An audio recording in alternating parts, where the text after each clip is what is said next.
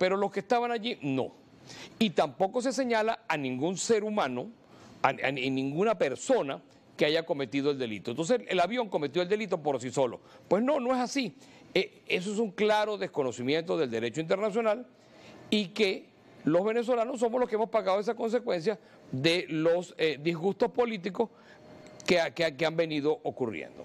Ahora, en su criterio, diputado, o a su criterio más bien, ¿qué se debería hacer desde la parte venezolana ante este escenario de... Un reclamo internacional, puesto que un bien de nosotros ha sido robado, incautado,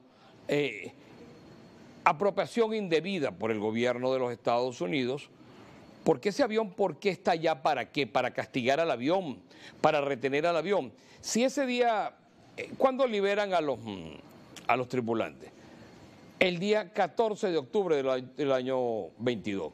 Ahora, diputado, disculpe que lo interrumpa. ¿Qué objetivos pudiera tener Estados Unidos al tomar en su poder este avión venezolano? Bueno, es una especie de hacerse llamar policía del mundo, de que ellos pueden hacer, porque el disgusto que tiene el gobierno de Estados Unidos con Venezuela y de Venezuela con el gobierno de Venezuela y el gobierno de los Estados Unidos, porque los venezolanos no hemos dejado de ir, ni americanos, las relaciones siguen funcionando aguas abajo y cada día pareciera que van mejor y de repente le aparece esto. Entonces es como hacen una cosa de una manera y luego la hacen de otra. El interés del gobierno es que aquí no funcionen las cosas.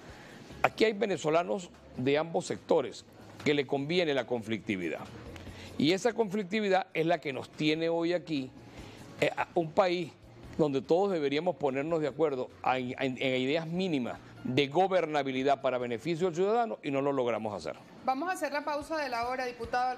Al regreso quisiera que hablara también acerca de la entrada en vigor de la suspensión de estas licencias que fueron otorgadas a la industria del oro en nuestro país este 13 de febrero, que coincide además con este evento del avión y coincide también con la amenaza de la parte venezolana de revocar los vuelos de repatriación hacia nuestro país. Vamos a hacer pausa de primera página. Al regreso continuamos conversando con el diputado de la Asamblea Nacional, José Gregorio Correa. Leemos sus comentarios a través de la red social X. Ya venimos minutos. Esta es nuestra segunda hora de programa. A mi lado, el diputado de la Asamblea Nacional, José Gregorio Correa, que además me reporta sintonía desde el estado Cojedes a través de la emisora Moda 105.1, diputado. Así es, muchas gracias y gracias a Moda que está transmitiendo en vivo y lo retransmitirá otra vez esta noche.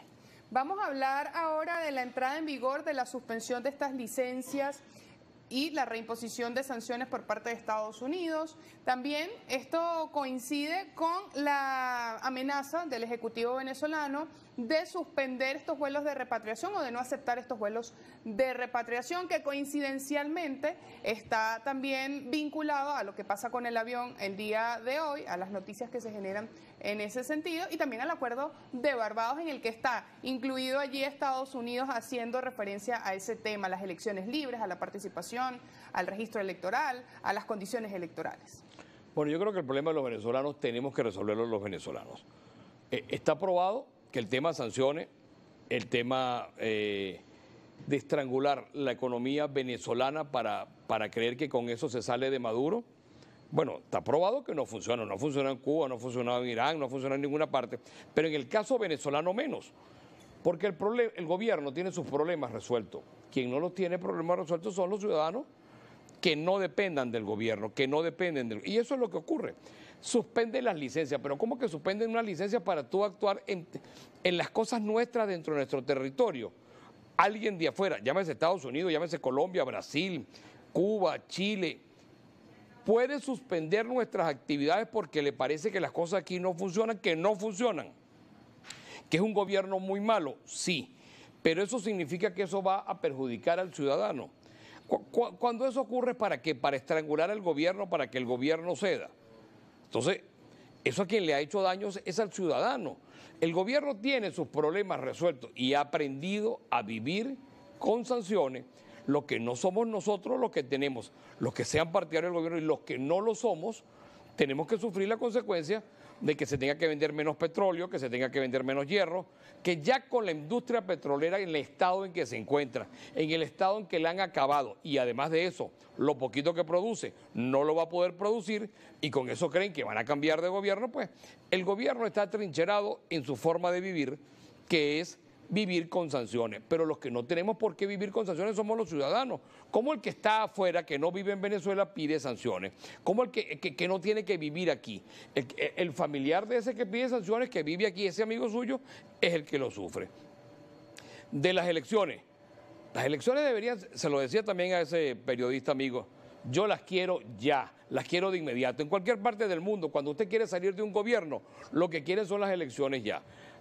Antes eran las condiciones, antes es quien era presidente del CNE, luego se llamó a la abstención, se llamó a no votar, se ha llamado todo, y eso a quién le ha favorecido, al gobierno. Si por mí fuera las elecciones fueran de inmediato, porque es una forma. ¿Condiciones electorales para ¿Cuándo ha habido condiciones? La única condición es salir a votar. Salir a votar, porque si usted dice que el gobierno es como ese, usted dice que es un gobierno pillo, usted le pide al pillo, le pide condiciones.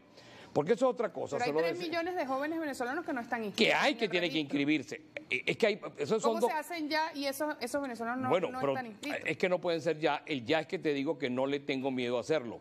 Y el registro electoral es permanente. Y ojalá que los jóvenes salieran, los jóvenes y venezolanos que nunca se han inscrito,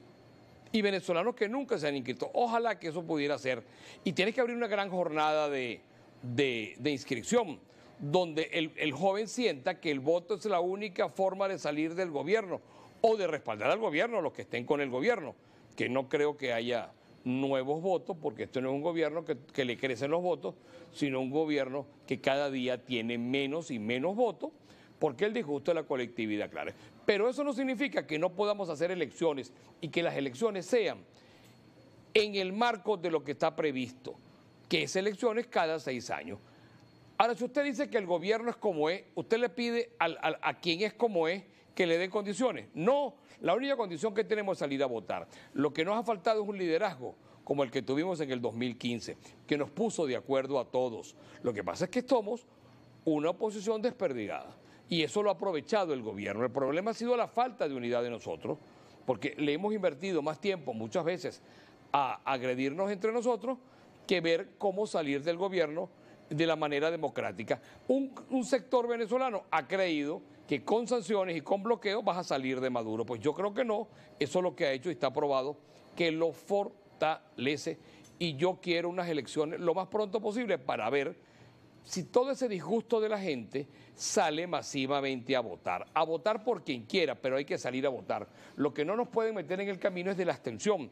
Ese camino de la abstención es el que nos metieron, que está probado que fue un fracaso. Menos mal que esos mismos que llamaron a la abstención hoy llaman a la participación sin luto. Pero no me importa, no guarden el luto, pero tenemos que ponernos de acuerdo en salir a votar el día que las elecciones se fijen. En cuanto al candidato, ¿a quién podrá ser? Buscaremos fórmulas unitarias para conversar. Tengamos una fecha y pongámonos a conversar entre todos los que creemos que la vía es electoral y que la vía es democrática. A juicio de José Gregorio Correa, ¿en qué fecha deberían establecerse esas elecciones? Porque hay unos que dicen en marzo, otros que dicen en octubre, otros que dicen en noviembre, otros que dicen en diciembre. Bueno, mira, eso es que a juicio mío, ¿cuándo deberían ser?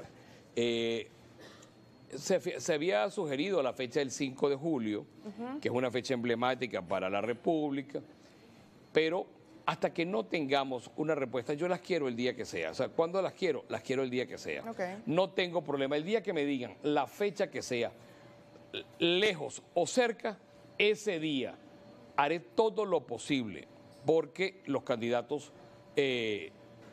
participen. Y para que, y en el caso de que Luis Eduardo Martínez, que es el candidato a quien yo estoy respaldando, Luis Eduardo Martínez, sea candidato y sea presidente. Yo creo que aquí no hay forma. Aquí probablemente, también se lo decía al mismo periodista afuera, probablemente ganemos a pesar de nosotros, porque no nos ponemos de acuerdo, pero creo que el ciudadano va a ser mucho más inteligente y va a salir a votar masivamente y no va a volver a pisar el peine de que la abstención es la salida. Ahora los venezolanos ahora mismo tienen muchas opciones para votar. Bueno, eso es bueno. Antes nos decían es que no hay muchas opciones. Ahora hay muchas opciones, como La Pulga y el Piojo. Esa canción de serenata guayanesa que cuando no es una cosa es la otra y siempre le buscamos un problema. Yo particularmente haré todo lo posible para que Luis Eduardo Martínez sea presidente de este país. Vamos a hacer la pausa de la hora. Al regreso revisamos la participación de la audiencia.